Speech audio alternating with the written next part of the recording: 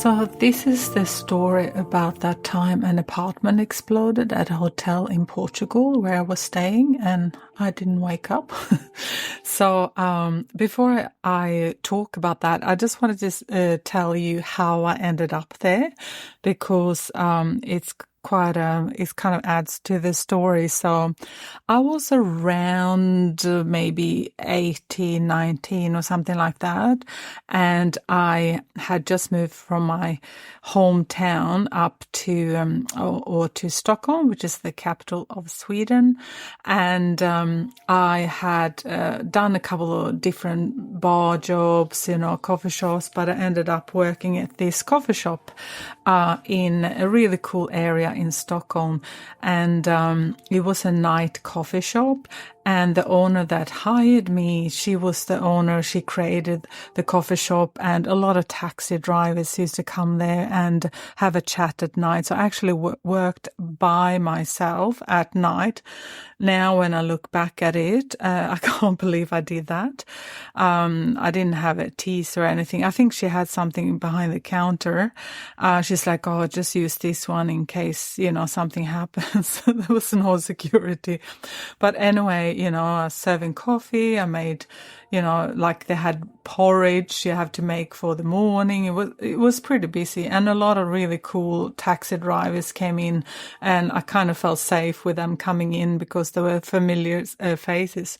Anyway, so the reason why I went to Portugal is because I quit this job, and why I did that was because the owner's daughter, who was kind of in a cult, like a sect, she took over, and I was the only person that was not a part of their sect organization, and she really tried to bully me out of there, and she was pretty nasty, and she started to hire all these weird people from their so-called church, and the taxi drivers saw the locals that came in there. Some of them thought I was a part of it as well. And because these girls that started to work there, they tried to recruit everyone that came in. And it was just kind of a weird time. And at the same time as well, when I was there, I encountered a lot of people that had been brainwashed and been in different cults. So I started to, by my own curiosity, I started to read a lot of literature, a lot of books about people that been through different cults and left and all that. So it was kind of an interesting time. And on top of that, it was really hard to find something at that time, like a place to rent. I finally found a couple of blocks away a small tiny apartment, and that I started to rent. And around this time, there were no phones, like mobile phones, really. This was way back when you had those phone booths, and I used to call my mom, and from the phone booths, that's pretty much the only communication.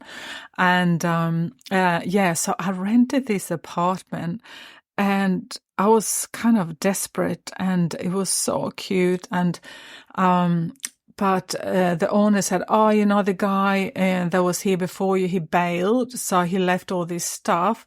So I moved in, and the entrance had got all this, she had changed the locks, and it previously been kind of pushed in, I think, but she secured it, and he had left a couple of chainsaws, some axes. This is crazy talking about this now. Couple of axes, and he started to get all this mail to his mailbox, and I just got so tired. I opened a couple of them, and he owed $10,000-$20,000 to all these different banks, and I was like, oh my God, I have to get out of here. I remember though, like all those axes or chainsaws. I had a couple of mates that wanted them, like, oh, just take this. And there was this whole book. I think he was a part of the Scientology, because there was heaps of books of Dr. Hubbs, who's the creator of the Scientology. And I also I couldn't put a phone in because he had run away from that as well. So anyway, so that's a part of the story. And so it kind of got me curious about different people beliefs and all that as well. And I wanted to investigate, like, what drives people doing certain things and believe in certain things and follow different groups. Anyway, so I was working there and I was like, I have to get out of this coffee shop. So one day I was walking past this store, and there is a company in Sweden called Gudrun Sjödén, and they do like really colorful clothes for every like kind of artistic style, and they do cater for younger people now. Anyway, so I went past there and they had a sign like, oh, we need some models to go to Portugal for 2 weeks. And they photograph a lot of normal people, so to speak, and I just went in and applied, and I got the job. So I just quit that coffee shop. They were probably relieved they could recruit someone from the group. So I went, I took I took 2 weeks, and I went, and I actually made as much money as I would have done in 2 months on this coffee shop. So I was pretty happy. So I was like, I'll just worry about things later on. And they were so nice. The owner was there, Gudrun Sjödén, her husband, and they had a photography assistant guy as well. He was really lovely. And we were another 4 models, like kind of normal people. And one, she was kind of a professional model, I think. I stayed with her in the hotel room. So we went to Algarve, and in Portugal, the southern part, and that's when I learned about fado music, which is the traditional music. It was so beautiful.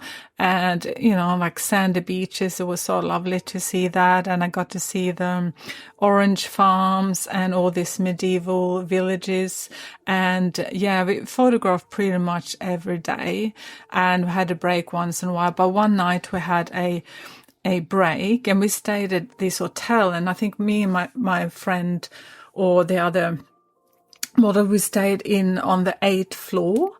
And we had the day after, we could start later around 1, 2. So we had a late start. So we actually went out partying that night and got pretty smashed. So we came home and were so tired.